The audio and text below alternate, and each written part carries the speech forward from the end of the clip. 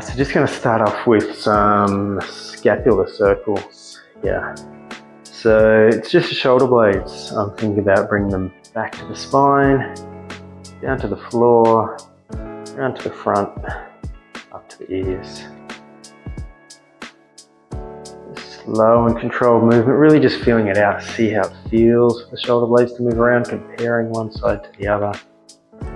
Any tight spots, any sore spots. If it's too sore, I'm not going to push through it.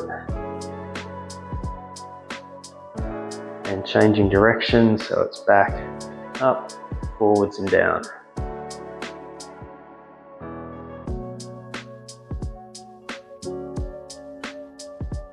you're going to have a focus on this shoulder. It's been giving me a little bit of grief. In the last few days, well, really for the last 20 odd years. So I broke this collarbone 20 years ago, 25 years ago, something like that. I probably didn't quite rehab it, I'm thinking correctly. It was really just a case of, carry on, keep doing what you're doing once it healed.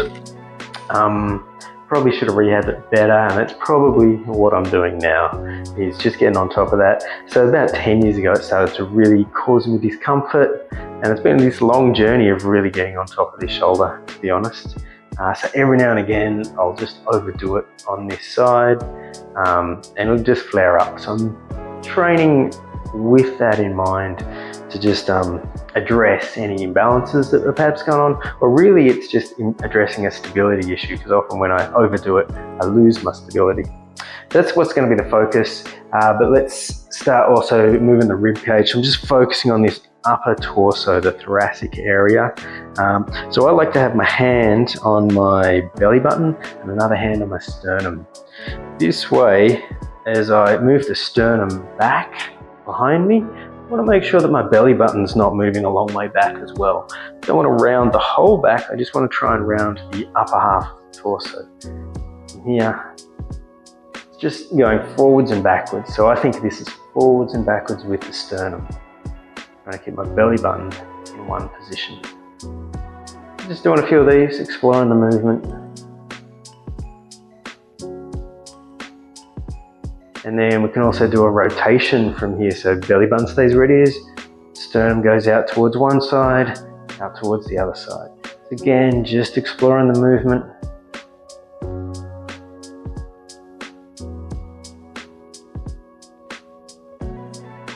And then we'll do a few side bends as well. So for this upper torso side bend, I'm really thinking about closing my rib cage on this side as I bend towards it, opening up the opposite rib cage, rather than just being all down low and just sort of pivoting down low in the spine. I'm really trying to mobilize the ribs with this as well. So from here, I'm closing down one side into a side bend, and then over to the other side. And again, just exploring the movement as you start to warm up. This kind of stuff, I just start to engage a bit more, like I'm trying to work a little harder in this movement. Really switch stuff on.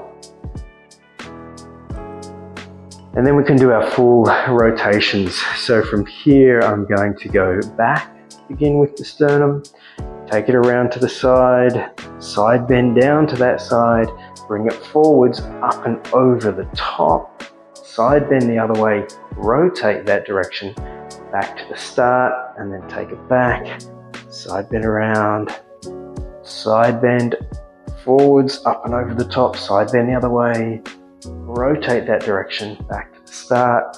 We're just going to keep doing a few of these. I might do I'm not sure, maybe 10 in one direction, and then 10 in the other.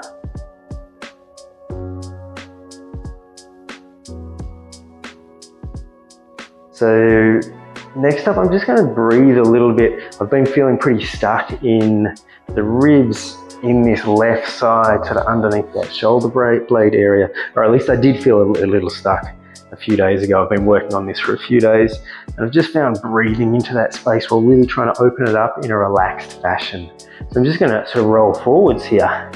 And what I'm trying to do is just allow my shoulder blades to get pulled apart by gravity. I could reach them a little bit forwards, but I don't want to work too hard. I'm just allowing gravity to open that up. I was thinking about rounding the upper back up towards the ceiling, really trying to open up the ribs.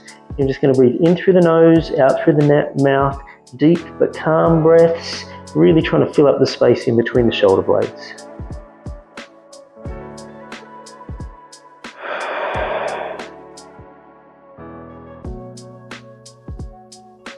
I might do about 8 breaths here.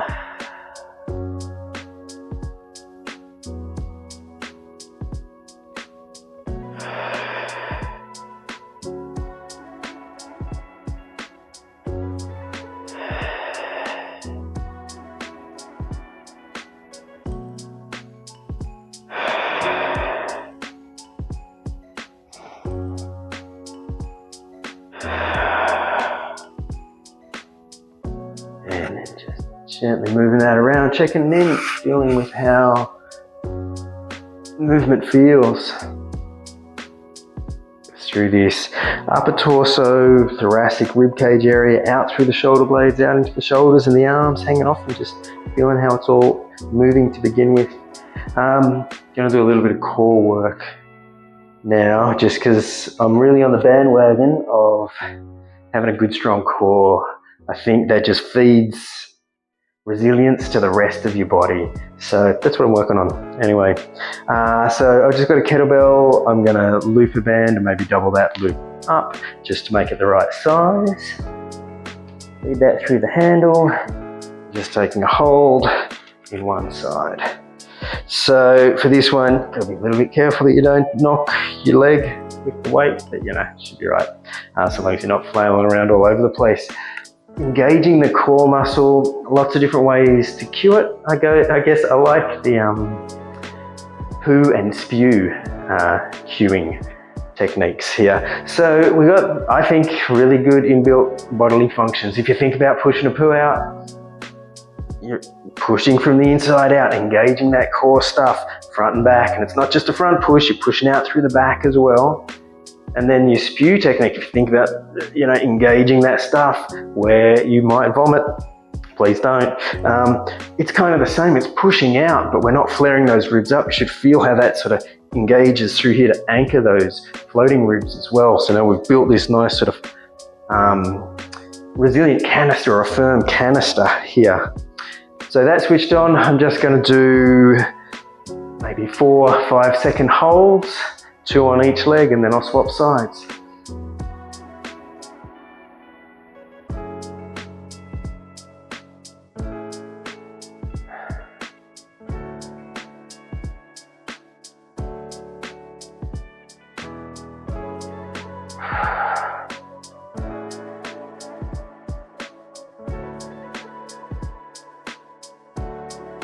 So I thought I would just put a couple of exercises together for this next shoulder. It's a bit of a shoulder stabilizer, I guess.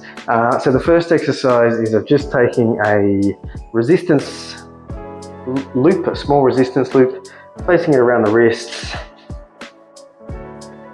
It's just directly around the wrist. From here, I'm bringing my shoulder blades in a little and down a little. It's not excessive. I'm just engaging tension in that direction. Shoulder blades in and down a little. And then I just take the hands just out behind me by a couple of centimeters, 2 or 3 centimeters or so. From here, then reach down towards the toes, making sure that I'm not back bending. There's no arch of the spine. I'm in my natural position for the spine. And I just reach down towards the heels. The hand, hold for 5 seconds. And relax. I'm going to just do 2 more of those. Shoulders back, hands back slowly. Reach down. So as I reach down, sometimes I like to think I'm trying to put my right shoulder blade in my left back pocket. I'm trying to put the left shoulder blade in the right back pocket. And then I'll do 1 more. Back and down.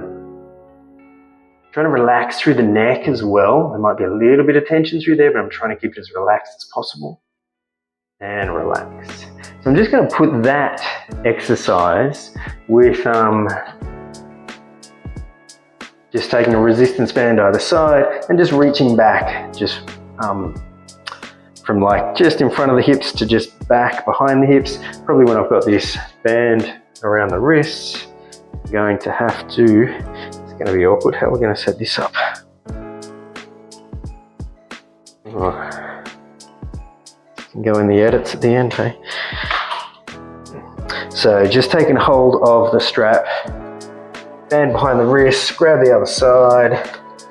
Let's see how this works. So thinking about the first exercise, a little bit back, a little bit down, reach down towards my toes, but not as strong this time, and then try and press the hands back behind me. I do 5 of these.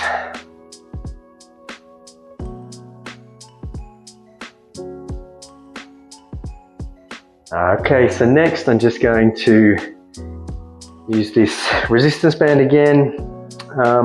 This one more shoulder stabilizer. So strong through my core, pull and spew, switch that stuff on. I'm pushing out into all directions, but my floating ribs are held in nicely. They're not flaring up in front. Keep that strong. I even plant my feet on the ground, thinking about heels, ball the big toe, ball the little toe, taking weight. Everything's got its fair share. And I'm even turning my knees out slightly. It's not excessive, just enough to really switch on and feel like I'm supported through here. So I've got good core, leg, hip support through there. Shoulder blades centered, not excessively back, but not letting them round forward, up nice and straight. Elbows in nice and tight. Holding on the resistance band, anchored out in front, just going into external rotation. Keep the elbows in tight, strong through the core, get the power through here. Keep the shoulder blades secure. Now we're going to bring the elbows up out at 45-degree angles. And just coming up to where you can feel you can maintain good control. Spend a good 5 to 8 seconds there. So for me on that one, on this side, and I'm super happy with how it's coming along, but on this side, I can still feel a little bit of excessive or unusual engagement through my lats. Kind of almost wants to cramp up through that area, and a little bit of a under-engage through this part of my core. So that's what I'm focusing on now, really trying to press out, engage this part of my core, see if that's just going to help my lats or whichever tissue it is in that area. I don't know if it's deeper in the ribs or who knows. Just try and help that relax. And it seems to be going well. Like I said, it's been a good turnaround over the last few days. A little flare up, but hasn't really stopped anything. So I'm just going to do a few more rounds of that. Okay, so external rotation for the shoulder. Again, because the shoulder's still coming back. I'm just going to start with a slightly lighter weight than what I might usually use. So I'll just do sort of 10 each side of this weight, see how it feels. Got my shoulder blade anchored again. I'm not letting it round forward. I'm not excessively pulling it back. I'm just trying to keep it engaged in that direction. All about the core, filling up the pockets again. Keeping those floating ribs in. And then we're just slowly going to lift up. Hold for a second or two. Come back down. I'm trying to control all the way down.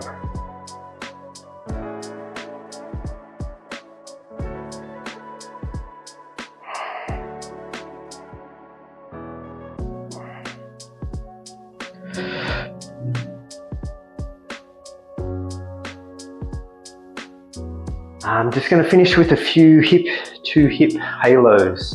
So I'm just taking a kettlebell. I want to be strong through the core. Bringing the kettlebell up, holding it upside down. So from here, again, strong through the core, that good plant, the feet into the ground, slightly turn the knees out, only slight, just to engage the hips. That's another focus of mine at the moment. Build the core up, and then we're just going from one hip around the head to cross to the other hip.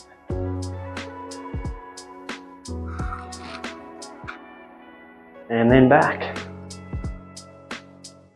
Trying to stay as stable as possible. I'll probably do, 10 there and back. A few sets of those.